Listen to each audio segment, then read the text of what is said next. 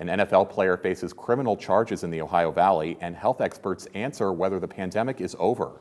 7 News anchor Katherine Guyon looks back at the week's top stories.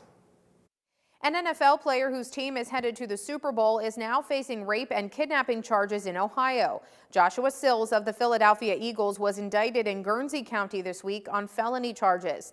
The state attorney general and sheriff's department say he held a victim against her will in December of 2019. Sills played high school football at Meadowbrook and went to play college football at WVU and Oklahoma State. He's been placed on the NFL's commissioner exempt list, which means he can't practice or play in games or travel with the team. Is the COVID pandemic over? The World Health Organization says it's still a global health emergency, but that 90% of the world has received some immunity through vaccinations or contracting the virus. So what does that mean? Again, we're getting to the point that it's going to start moving towards more of an endemic like the flu.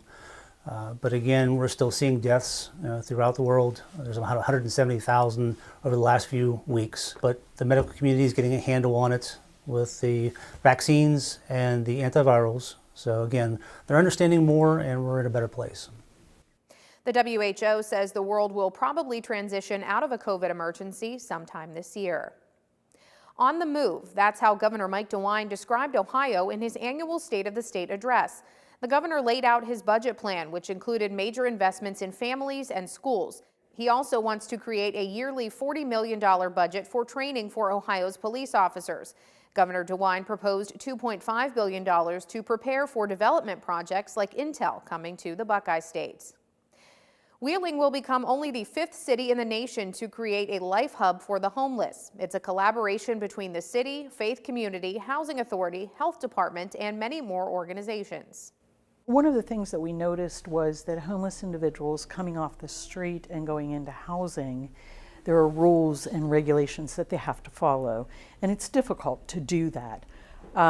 So one of the things that the Life Hub will do is prepare them to move into housing and be more successful. The Life Hub would have on-site resources like medical care and case managers. And finally, you'll be seeing a lot of red in February because it's American Heart Month. The American Heart Association is putting an emphasis on the importance of learning CPR this month. Plus, the Women of Impact campaign kicked off locally.